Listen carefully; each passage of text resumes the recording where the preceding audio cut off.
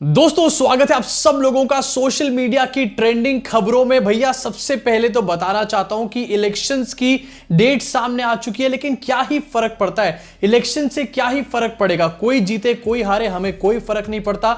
हमें सिर्फ यहां पर से कंटेंट निकालना है, मजे लेने हैं पूरी तरीके से। खैर अब आना चाहता हूं मुद्दे की बात के ऊपर।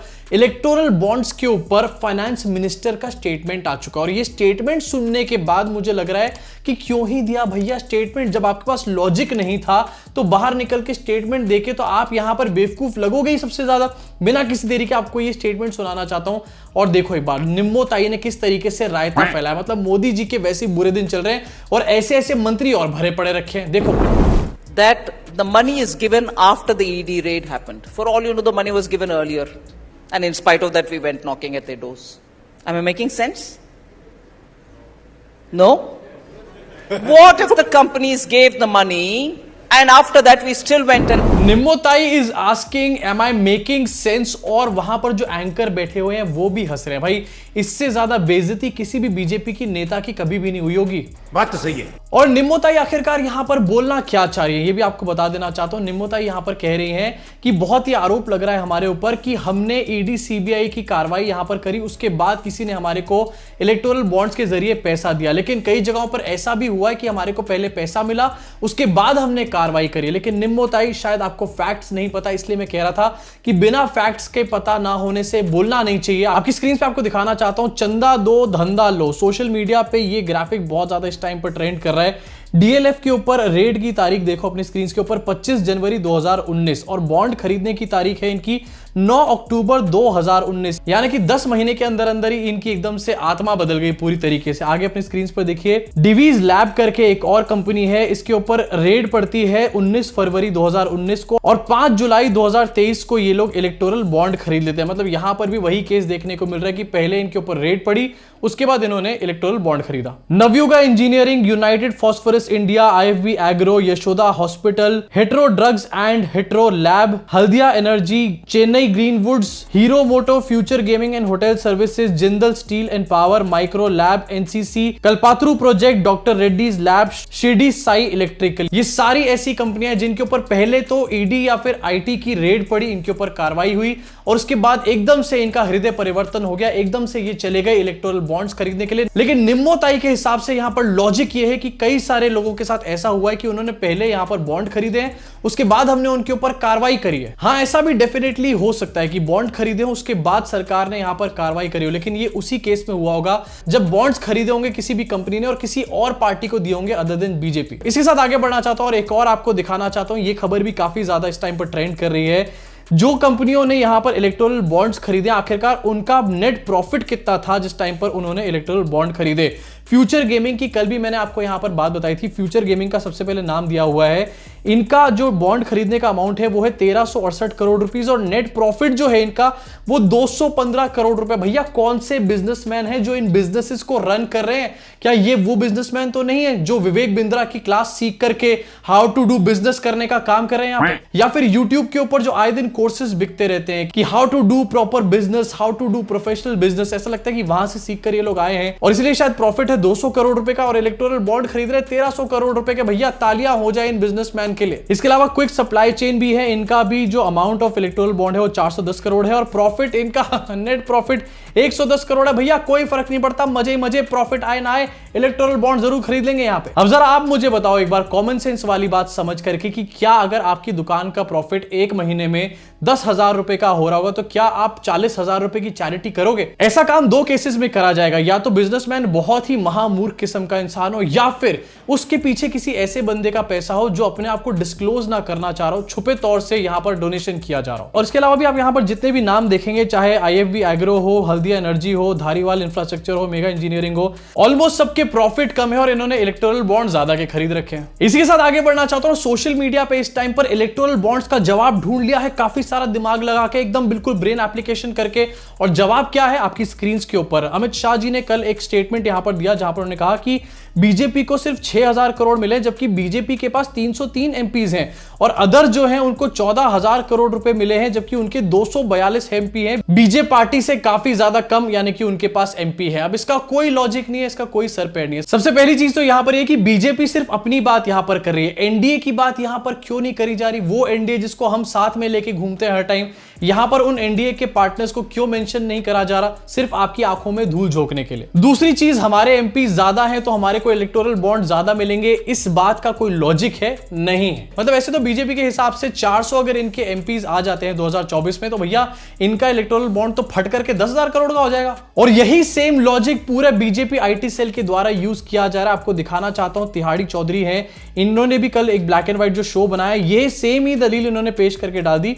ये इन्होंने कहा कि बीजेपी जो है उसको 6000 करोड़ से ऊपर मिले हैं और बीजेपी 18 राज्यों में है, जिसमें से कि बड़े बड़े प्रदेश हैं। 66% आबादी के ऊपर बीजेपी इस टाइम पर राज कर रही है, इसलिए उनको 6000 करोड़ मिले हैं, कोई बात नहीं। लेकिन टीएमसी को आखिरकार 1600 करोड़ क्यों मिले? वो तो सिर्फ एक ही राज्य के अंदर यहां पर बैठी हुई है। अब डेफिनेटली इसके ऊपर एक इन्वेस्टिगेशन होनी चाहिए कि टीएमसी को यहां पर 1600 करोड़ क्यों मिले या फिर किसने दिए टीएमसी को पैसे।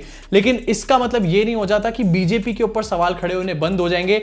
जितने भी सारे के सारे इलेक्टोरल बॉन्ड्स वाले बैठे हैं, सबके ऊपर सवाल उठना चाहिए यहां पे। अब सवाल तो सबके ऊपर उठना चाहिए, लेकिन सवालों से आखिरकार बच कौन रहा है? गेस करने के कोई भी पॉइंट्स नहीं मिलेंगे। इसी के साथ आगे बढ़ना चाहता हूं, आपको दिखाना चाहता हूं कि राहुल गांधी का भी एक रिएक्शन निकल करके आया है इलेक्टोरल बॉन्ड्स के इस पूरे मैटर के ऊपर। सबसे पहले इसको अपने स्क्रीन पे देखिए।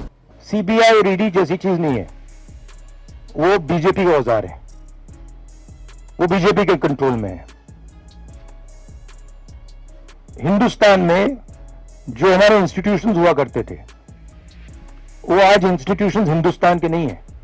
चाहे वो इलेक्शन कमीशन हो, चाहे वो सीबीआई हो, ईडी हो, ये सब हो, ये अब बीजेपी और आरएसएस के हथियार हैं। ये हिंदुस्तान के इंस्टीट्यूशंस नहीं रहे, इसीलिए ये जो हो रहा है ये हो पा रहा है। अगर ये इंस्टीट्यूशंस अपना काम करते, अगर सीबीआई अपना काम करती, ईडी अपना काम करती, तो ये नहीं होता। तो उनको ये भी सोचना चाहिए, ये जो सब कर रहे हैं, कि किसी ना किसी दिन बीजेपी की सरकार बदलेगी और फिर कार्रवाई होगी, और ऐसी कार्रवाई होगी कि मैं गारंटी कर रहा हूं ये फिर से कभी नहीं होगा। तो उनको भी सोचना चाहिए। किसी ना किसी दिन बीजेपी की सरकार बदलेगी और उस दिन कार्रवाई जरूर होगी। राहुल बाबा जरा सा प्लीज यहां पर चिल मारो, क्योंकि वो दिन ऐसा लग रहा है कि अभी काफी ज्यादा दूर है। कहीं ऐसा ना हो कि बीजेपी के ऊपर कार्रवाई करते हुए 2024 के बाद आपके ऊपर ही इलेक्टोरल बॉन्ड के चक्कर में कार्रवाई हो जाए। लेकिन यार मुद्दे की बात यहां पर है कि रिसेंटली राहुल गांधी वो सारी बातें बोल रहे हैं जो एक्चुअली में नरेंद्र मोदी को बोलनी चाहिए। मोदी जी कहते हैं ना खाऊंगा ना खाने दूंगा, या फिर कोई करप्शन का स्कोप नहीं छोड़ूंगा, कोई भी करप्ट बंदा बच नहीं पाएगा। लेकिन करते क्या है, सारे के सारे करप्ट लोगों को अपनी पार्टी में ले लेते हैं। खाऊंगा ना खाने दूंगा, इलेक्टोरल बॉन्ड जो है 6-6 हजार करोड़ के मिल जाते हैं इनको ऐसी। लेकिन उसके बावजूद भी मोदी जी इस तरीके का कोई भाषण निकल कर नहीं देते जैसे कि वो 2014 से पहले देते थे अक्सर। अब वो वाले मोदी जी कहां गए? सबसे पहले तो भैया उनको ढूंढ के लेकर आओ। इसी के साथ आगे बढ़ना चाहता हूं, आपको दिखाना चाहता हूं जहां पर निर्मला ताई ने एक स्टेटमेंट दिया इलेक्टोरल बॉन्ड्स के ऊपर। एक और उनका वीडियो है, काफी ज्यादा इस टाइम पर वायरल हो रहा है, जहां पर उनकी बौखलाहट जो है वो साफ नजर आ रही है। अरे भैया सबसे पहले तो अभी इलेक्टोरल बॉन्ड्स का डेटा सामने आया है तो इतनी बौखलाहट है। अगर by chance PM cares fund का डेटा सामने आ जाए तो पता नहीं इन लोगों का क्या होगा। जरा देखिए बौखलाहट। Enthusiastic by you revealing your topic. It's not a state secret.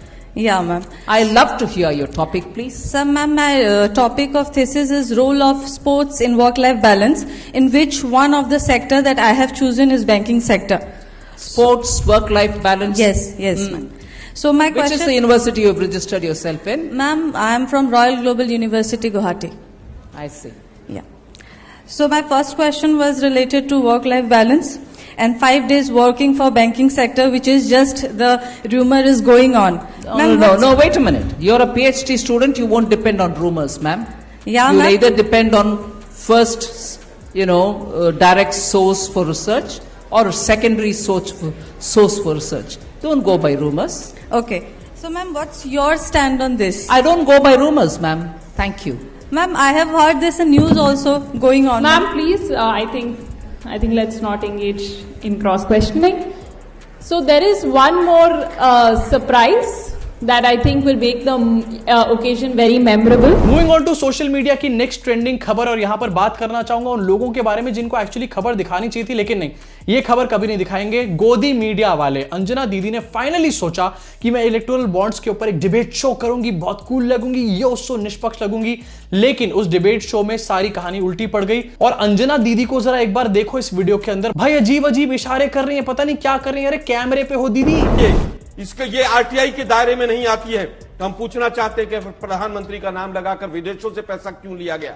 हम पूछना चाहते हैं कि आप केवल ये बताइए कि राष्ट्रीय चिन्ह लगाकर किस प्राइवेट कंपनी को इजाजत है कि वो पैसा वसूल करे। इधर घूम रहे हैं वो पूरी तरह से, चाहे इलेक्ट्रोल बॉन्ड हो, चाहे पीएम केयर्स फंड हो, चाहे वो कोरोना हो और चाहे वो नोटबंदी हो, इस सरकार से ज्यादा भ्रष्ट सरकार आज तक नहीं आई है। आपको 14 अरे दीदी 25 सेकंड में सारे के सारे इशारे करके डाल दिए। मुझे तो लग रहा है शायद गोदी मीडिया अभी तक ट्रेंड हो चुकी होगी मोदी जी के इशारों पे जो इतना नाचते रहते हैं हर टाइम। लेकिन भैया गोदी मीडिया वालों को तो अभी तक अपने लोगों के इशारे समझ नहीं आ रहे। इसी के साथ आगे बढ़ना चाहूंगा और एक काम की खबर आपको दिखाना चाहूंगा जहां पर ये बेकार की चीजें ट्रेंड करती रहती है हर आए दिन। काम की खबर अपनी स्क्रीन पर देखो।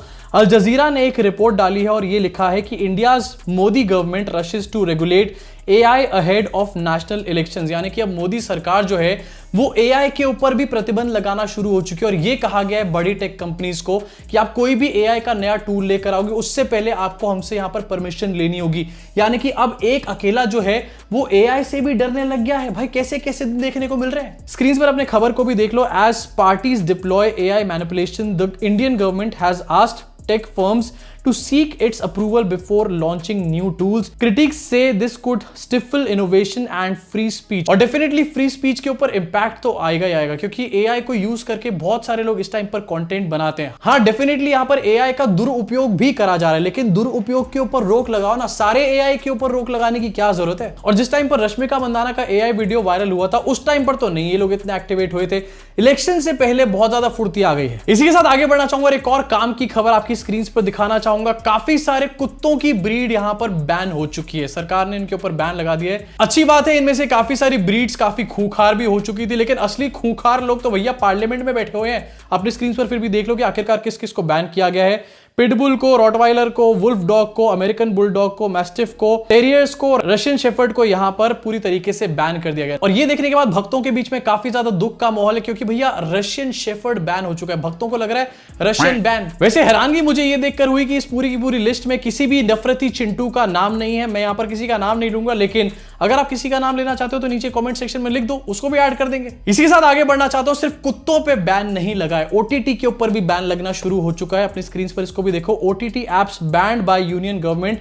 और ये कहा गया कि ये OTT एप्स जो है ये अश्लील कंटेंट परोसने का काम कर रहे थे। हाँ एकदम से कान खड़े हो गए ना एकदम। देख लो अपनी स्क्रीन के ऊपर कौन कौन सी है। ड्रीम फिल्म्स, वूवी, येसमा, अनकट अड्डा, ट्राइफ्लिक्स, एक्स प्राइम वगैरह वगैरह को यहां पर पूरी तरीके से बैन कर दिया गया। लेकिन भैया असली लूपहोल यहीं पर ही है। ऑल्ट बालाजी को यहां पर बैन नहीं करा गया। उनके शोज जो है वो पूरी तरीके से संस्कारी है। वाह, तालियां हो जाए इनके लिए। ऐसा लग रहा है शायद जिस कमिटी ने इन OTT प्लेटफॉर्म्स को बैन किया होगा उस कमिटी के जो हेड होंगे उनका अभी ऑल्ट बालाजी का सब्सक्रिप्शन खत्म होने में कुछ टाइम बचा होगा। इसी के साथ आगे बढ़ना चाहता हूं, एक और काम की खबर आपको दिखाना चाहता हूं। यूपी में स्कूली बच्चों को सुरक्षित माहौल देने में सरकार असफल। ये इलाहाबाद हाईकोर्ट ने बोला है यूपी सरकार के लिए।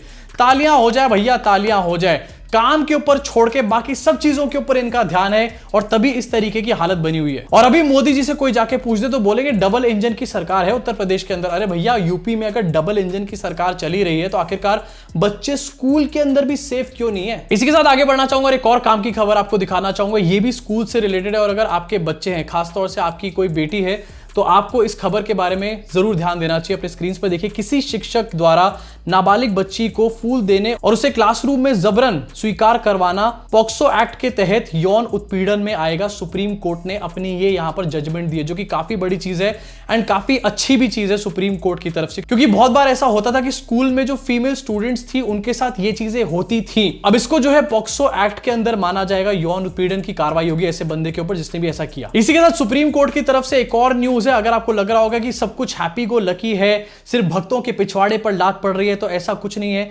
सुप्रीम कोर्ट ने ईवीएम के मैटर पे भी एक बहुत बड़ी बात बोली है। अपने स्क्रीन पर देखिए, सुप्रीम कोर्ट ने ईवीएम से जुड़ी सभी याचिकाओं को किया है खारिज। बहुत सारी याचिकाएं लगी थी और कहा गया था कि भाई ईवीएम को जो है हटा दिया जाए, इसमें गड़बड़ियां बहुत बार पाई जाती हैं। उन सारी याचिकाओं को एक बार में सुप्रीम कोर्ट ने खारिज कर दिया। मतलब यार तुम क्या सोच रहे हो, कुछ भी उठा करके ले जाओगे सुप्रीम कोर्ट के पास और उसी के ऊपर कार्रवाई शुरू हो जाएगी, सीजीआई उसी की हेयरिंग करने बैठ जाएंगे। ऐसा नहीं होता भाई। अब वैसे आपके हिसाब से ईवीएम सही है या गलत, ये भी बताते हुए जाना कमेंट सेक्शन में। इसी के साथ जरा इंटरनेशनल डंके के बारे में बात कर लेते हैं। एक स्टेटमेंट निकल कर आया है, किसका? नहीं, यूएस की सरकार का नहीं, मेरी मिल्बिन का स्टेटमेंट निकल कर आया। वही मेरी मिल्बिन जो कि मोदी जी जब यूएस गए थे तो वहां पर उन्होंने गाने का परफॉर्मेंस किया था, मोदी जी के पैर भी छुए थे। उन्होंने ये कहा है कि सीए जो है बहुत अच्छी चीज है और मोदी जी बहुत अच्छा काम कर रहे हैं। भैया पहले तो मुझे ये बताओ कि मेरी मिल्बिन को सीए से फर्क क्या पड़ रहा है? क्या मेरी मिल्बिन को पता भी है कि सीए में कौन सी जाति के लोगों को इंडिया में शरण दी जाएगी? लेकिन नहीं भैया, मेरी मिल्बिन डंका बजा रही है। चाहे कुछ भी मोदी जी करते हैं, मेरी मिल्बिन सबसे पहले आके खड़ी हो जाती है। ऐसा लग रहा है मेरी मिल्बिन नहीं है, मेरी मिल्बेन है ये। इनफैक्ट अगर यही सब चलता रहा तो आने वाले टाइम में मेरी मिल्बिन को न्यूयॉर्क की बीजेपी की टिकट जरूर मिल जाएगी। वैसे 2 दिन पहले यूएस ने भी सीए के ऊपर ये कहा था कि हम क्लोजली इसको वॉच कर रहे हैं और कैसे इसको इंप्लीमेंट किया जाता है वो हम देख रहे हैं, साथ में हम इस पूरे चीज से कंसर्न भी हैं। उसको लेकर के इंडिया ने अब एक रिप्लाई दिया है। अपनी स्क्रीन पर देखिए, India on US CA comments, misplaced, misinformed, unwarranted. India after US says will closely monitor implementation of CA. हाँ भैया, यही कर लो पहले बैठ के। मेरी मिल्बिन है ना, तुम जवाब आखिरकार क्यों दे रहे हो? इसी के साथ इस वीडियो को यही खत्म करना चाहूंगा। आपका क्या रिएक्शन इस खबर के ऊपर, बाकी सारी खबरों के ऊपर नीचे कमेंट सेक्शन में कमेंट करके जरूर बताना। और हाँ, सब्सक्राइब करके बेल आइकन दबा के जाना।